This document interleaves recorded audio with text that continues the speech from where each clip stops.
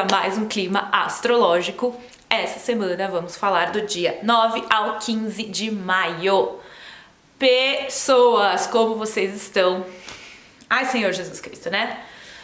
Tivemos aí uma semana muito complexa. Quero comentar sobre isso bastante. Temos muitas coisas para falar, então peguem aí o chazinho de vocês e vamos conversar. Gente, antes que eu esqueça, vai sair o Trabalhando com as Luas, a série que eu faço, né, de investigação das lunações no seu mapa astral. Deve sair lá pela terça-feira, que é o próprio dia da lua nova, então já fica aí a dica. Não esqueçam de se inscrever no canal. Lembrando que eu tô postando agora os vídeos só no YouTube, os vídeos do clima astrológico, e no Instagram deixando mais para fotos e outros conteúdos aleatórios. E estou no processo, na minha mente, de começar o meu podcast, então já encontra lá, o pessoal já encontrou, obrigada, povo maravilhoso, por se inscrever lá no meu podcast, que eu quero começar a trabalhar nele aí no finalzinho de maio para começo de junho, mas já se inscreve, porque daí quando eu começar a ativar ali as coisinhas, vocês já vão estar por dentro, logo começa esse processo, estou trabalhando nisso. Pessoas maravilhosas, olha só, eu acho que a gente tem que entender o contexto dessa semana que vai vir, tentando entender o que houve aí nessas duas últimas semanas. A gente teve aquela Super Master Blaster lua cheia em Escorpião. E é o que eu sempre comento aqui. Pessoal, não fica apegado ao dia, à data. Lunações e eventos astrológicos são processos, tá? Muito menos tentar achar que tipo de uma lua nova até a outra lua nova, né, nesse ciclo, é onde tudo se resolve. Os processos sempre são mais complexos. É mais legal a gente olhar as lunações de lua a lua. Como assim? Tem lua nova em Escorpião, 6 meses depois tem a lua cheia em Escorpião, 6 meses depois a gente tem a outra lua nova em Escorpião, né? Que é o período do processo completo do encontro das energias, por exemplo, no signo de Escorpião. E todos os signos passam por esse processo, certo? Legal. Então, eu queria comentar que essa lua cheia em Escorpião, ela trouxe umas coisas super intensas nesse período que a gente viveu e ainda está vivendo, porque esse clima ainda está dentro dessa minguação. E a gente falou muito sobre a ideia de que ia ser uma super lua, o fato de que ela está mais perto da Terra, e o fato de que ela estava numa configuração bastante tensa. E olha que horror, né? Assim, eu não vou ficar comentando muito aqui as tragédias, porque eu não gosto de ficar comentando tragédia, gente. Eu não gosto de noticiário, né? Aquela coisa. Enfim, então acho que não tem necessidade da gente ficar comentando, imaginando apocalipses e coisas, né? Eu não sou muito dessa busca da audiência pelo medo e pelo pavor. Mas olha só. A gente teve a lunação, não consigo mais lembrar o dia, 27 de abril, ficou no ápice. E Escorpião, né, gente, que é a questão da morte, da regeneração, da transformação. E a gente teve eventos muito tristes essa semana. A gente teve aquela chacina numa creche, tô pegando assim, né, o que eu vi por cima. No México teve também um pequeno não, né, um grande desabamento lá do trem, não sei o quê. A gente teve ontem uma super chacina aqui, lá no Rio de Janeiro. E por último, né, o que eu queria comentar que é o falecimento do Paulo Gustavo, que deixa a gente órfão mesmo, né? Foi muito, muito triste. E o louco é assim, né? Para astrólogos não é uma surpresa, mas a gente vê que Paulo Gustavo era escorpiano e o sol dele era 7 graus de Escorpião, que foi bem no grau da lua cheia. Então, ai meu Deus, a lua cheia pode, né, trazer uma morte. Não é essa a questão, tá? As luas, os eventos astrológicos, eles são gatilhos de eventos, né? Então, assim, ele já estava numa situação crítica, difícil, e a lua cheia ativou isso, né? E achei interessante que ele se recuperou brevemente, assim, né? Voltou, conversou, pelo menos foi o que eu li. E depois ele se afundou de novo num estado muito difícil e irreversível, infelizmente, porque deixa realmente um buraco em muitos sentidos. E a lua cheia foi no sol dele, né? Bem no grau do sol dele. E é muito comum isso, né? As pessoas que estão em um estado difícil, elas terem uma breve melhora e depois elas realmente partirem, né? Como se fosse uma possibilidade de dar adeus, uma despedida. É muito triste, a gente fica aqui muito órfão mesmo, né? Mas enfim, essa lua, ela chamou pra isso, pra gente olhar pra questão da morte, né? Como se a gente já não estivesse olhando, né? Pelo amor de Deus. Com tudo que tá acontecendo, o que a gente mais tem visto é isso. Afinal, a conjunção de Saturno-Plutão, que aconteceu em janeiro de 2020, trouxe esse gatilho de olhar para as questões de poder, de figuras de autoridade, né, desafiadoras, para nossa própria questão, né, de poder e autoritarismo, autoridade, lado positivo, lado negativo, mas também as questões de morte, transformação, regeneração, em todos os sentidos da palavra, não só na morte física de um ser humano, mas na morte de ideias, de conceitos, de modos de viver, da sociedade. Tudo isso vem passando por inventário. Então essa semana trouxe esses desafios, né, assim, como reverberação da alunação ali de Escorpião, para mostrar como não é assim, né, aconteceu a lua cheia aqui, é nesse dia, o que aconteceu depois não faz mais sentido. Não, a coisa fica ainda reverberando, né? Então vamos pensar no que a gente tem pela frente, tá?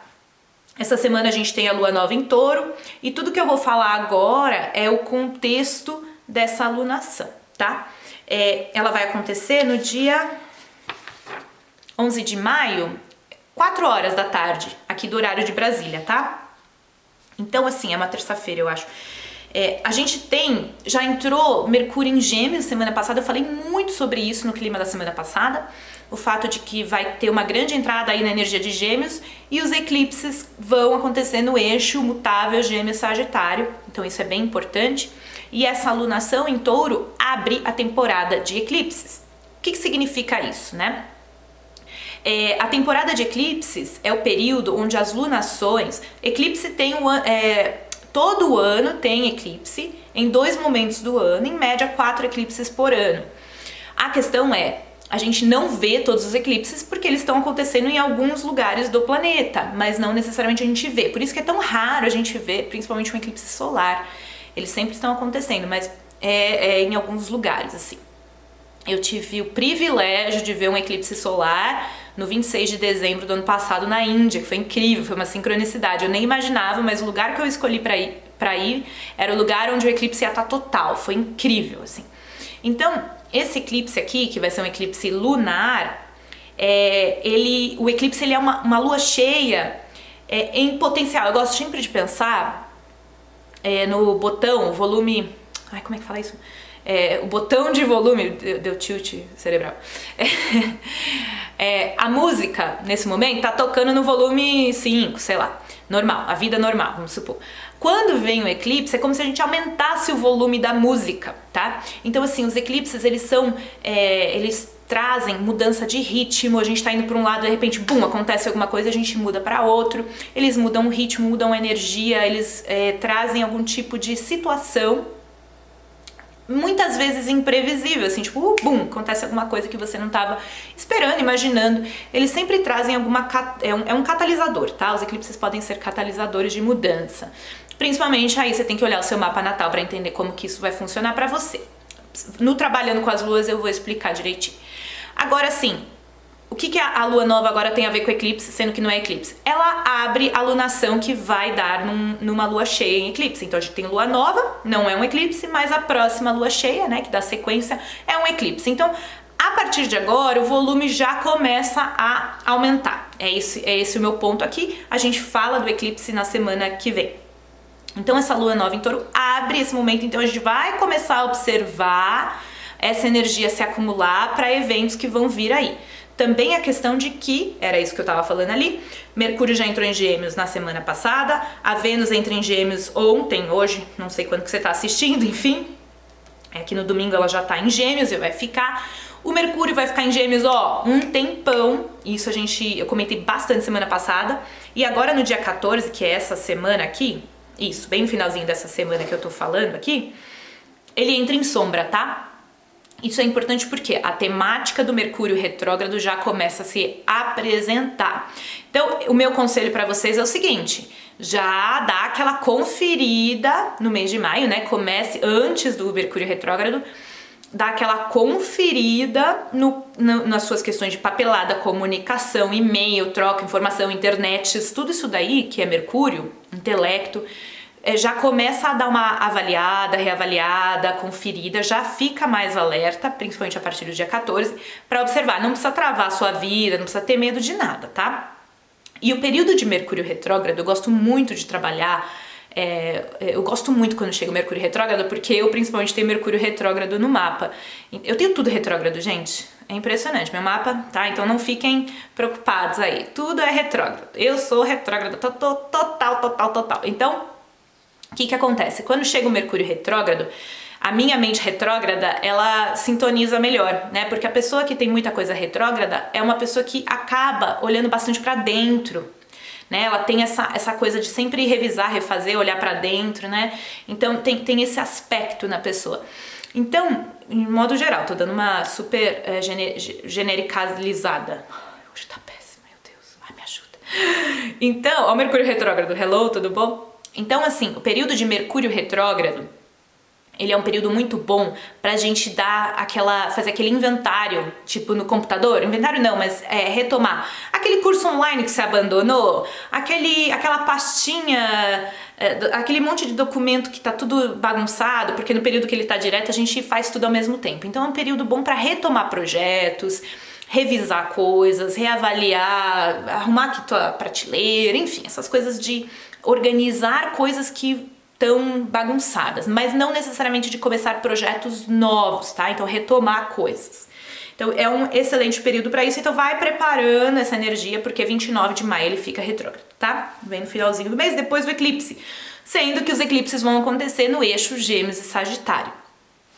Gêmeos e Sagitário, sendo signos mutáveis, trazem bastante necessidade de mudança do ritmo das coisas, tá?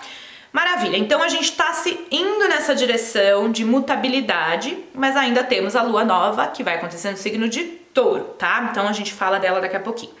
Lembrando, no dia da lua nova, a gente vai ter o aspecto exato de Marte em quadratura com Quirón, que eu falei sobre ele semana passada bastante, já para preparar. Lembrando, Marte tá em Câncer, Quirón é o arquétipo do curador ferido, então o ápice dessa lua nova, nesse sentido, lua nova e essa configuração aqui, vindo dessa lua cheia, que eu sei que vocês tiveram bastante dificuldade, muita gente relatou, né, feridas profundas que já vêm sendo cavucadas. A presença de Marte em Câncer agrava isso, né, assim, no sentido de deixar agudo a necessidade de olhar para as questões internas, emocionais, questões do passado, principalmente as pessoas que têm energia em Câncer ficam mais sensíveis, né? Porque Marte vai passar em cima desses seus posicionamentos. Então, a gente tem uma configuração aqui bastante forte. Por exemplo, na lua cheia vocês têm um aparecer de uma situação que está sendo examinada pelo Marte em Câncer agora, né, no sentido emocional, e essa configuração aqui do dia, que fica exata no dia 11, que já está operando, ela dá aquela cavucada, né, para trazer a possibilidade de uma cura emocional, de um amadurecimento emocional. Então, levem a consciência para esse processo emocional aí na vida de vocês, tá? Até o final da semana isso já vai se desfazendo e a gente já, principalmente com a entrada, né, das questões aqui em Gêmeos, o Mercúrio, a Vênus, a gente começa a trazer um pouquinho de leveza já, né, que essa semana a gente ainda não sentiu, porque o Mercúrio acabou de entrar e a Vênus ainda praticamente não tinha entrado. Eu avisei que ela só ia entrar no final da minha semana astrológica. Então, a partir de agora, a gente começa a trazer essa energia, e lembrando que a lunação é em Touro, que é o signo de busca de paz, de equilíbrio, de tranquilidade, de estabilidade. Então, é isso que está sendo chamado agora. Então, eu vivo uma situação emocional, o Escorpião é isso mesmo, é cavucar uma ferida, é ir até o fundo do poço ali e, né, rasgar tudo para investigar. Uma vez que aquilo abriu, não tem necessidade de ficar se torturando com aquilo. Agora abriu, eu olho, eu sinto principalmente, né? É importante sentir, não é só racionalizar. Eu sinto, eu olho e eu busco uma resolução emocional para essa situação. Muitas narrativas eu vi por aí de questões profundas que foram acontecendo, tá bom? Então a gente tem isso. Outra configuração que vai vir logo depois da lua nova, e é super importante, é a entrada de Júpiter em Peixes. Júpiter entrou em Aquário, junto com Saturno, lembra? Ali no finalzinho de dezembro, você que é climeiro lembra disso, e isso foi super importante. Enfatizando a energia de Aquário, que é o que a gente vai trabalhar aí nos próximos anos, lembra? Júpiter entrou em Aquário, Saturno entrou em Aquário para preparar terreno para Plutão, que entra em Aquário a partir de 23 para 24, né? 2023, 24. Legal.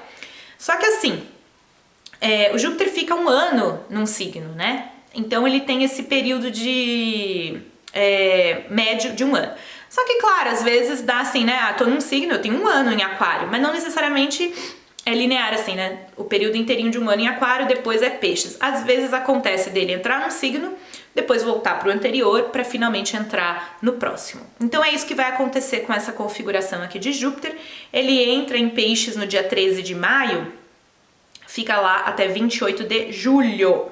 Então, depois disso ele volta para Aquário até praticamente o finzinho do ano mesmo, é em dezembro que volta para Peixes.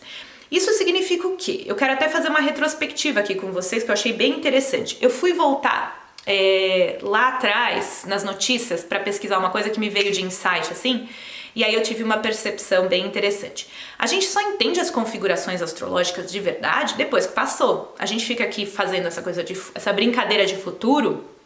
Eu mesma com os meus clientes falo isso, né, quando eu faço projeções, que assim, a gente está trabalhando arquétipos, a gente está trabalhando tendências e energia.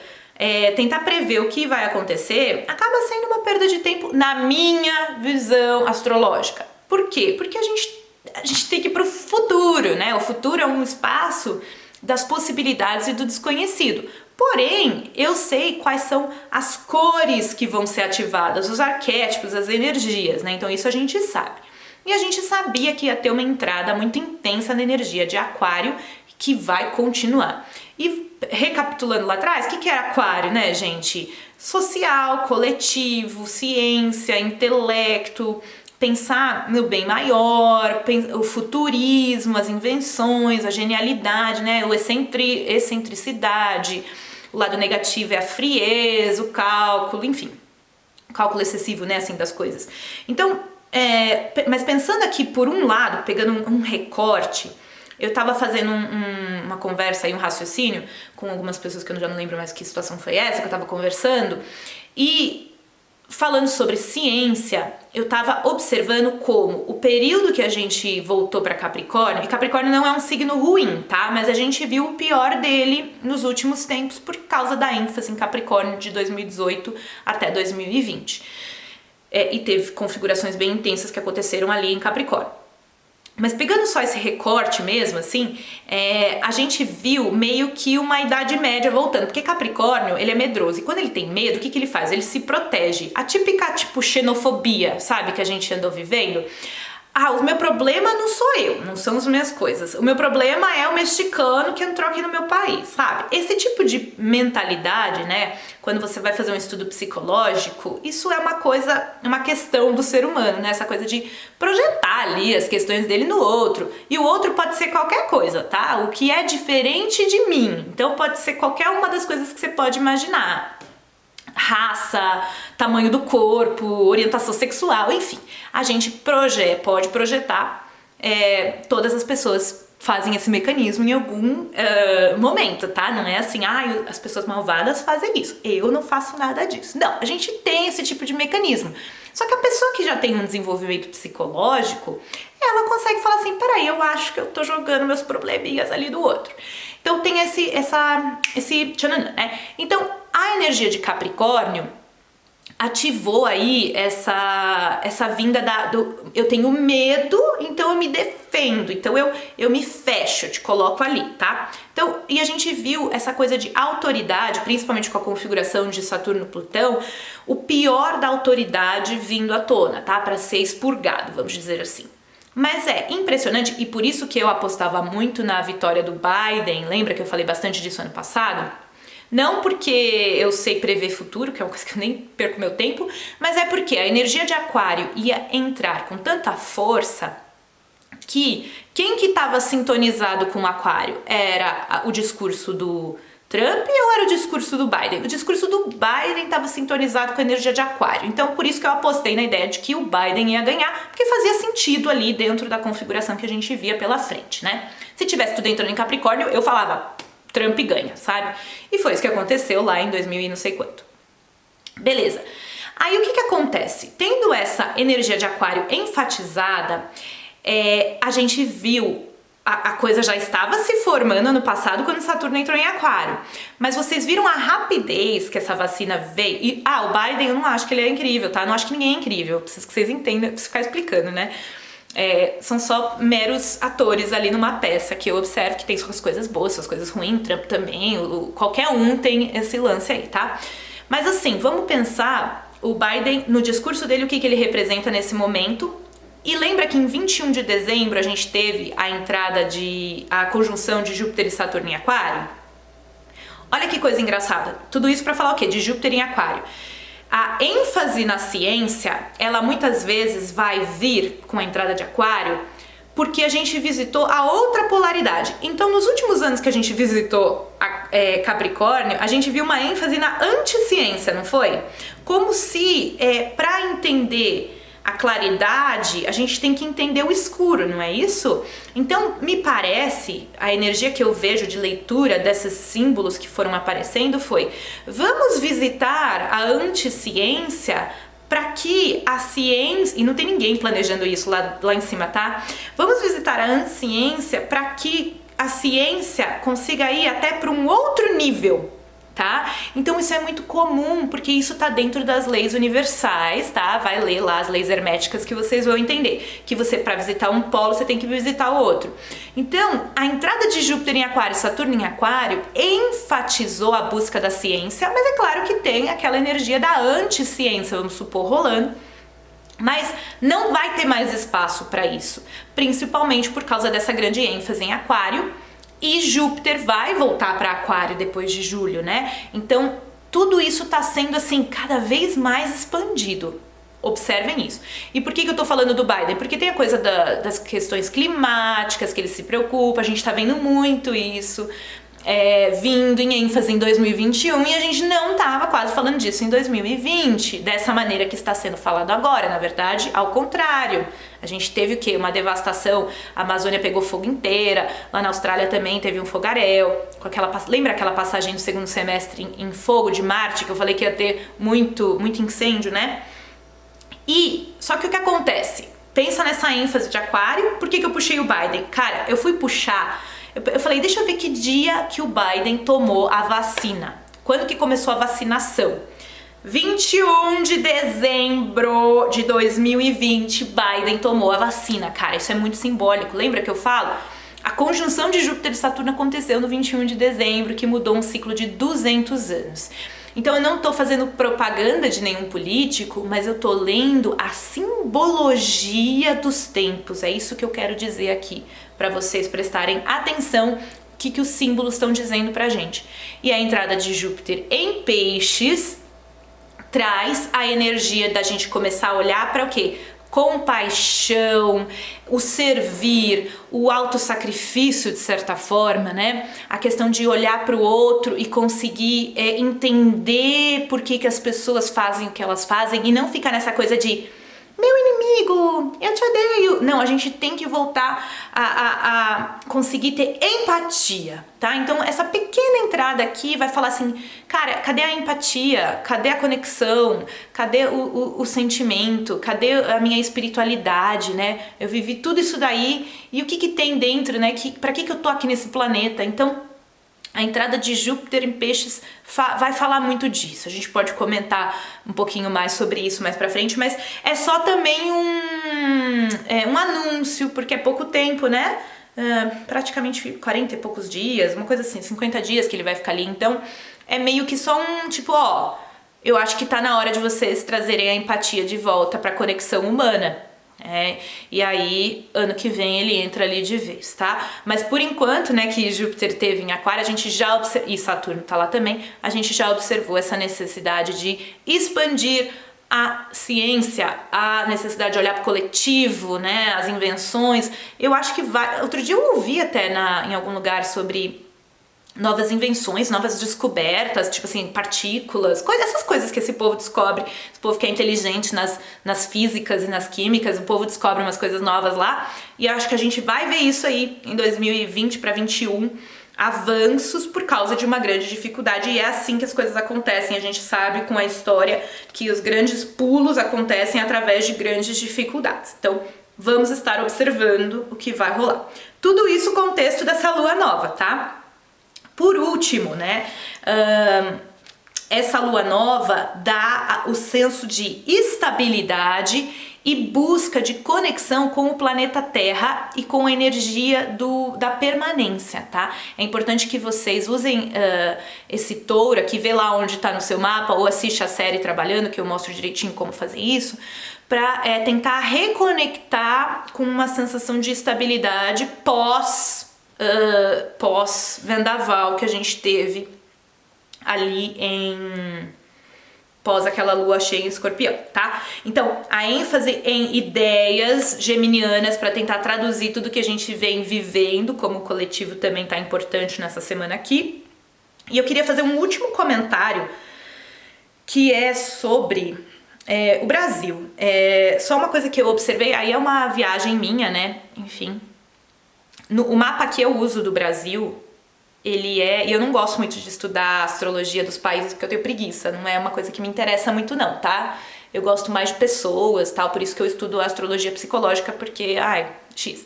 Mas eu tava até vendo, eu vou reler esse livro maravilhoso, não sei se vocês conhecem, né? Não sei se tá focando. Raízes do Brasil, do Sérgio Buarque de Holanda.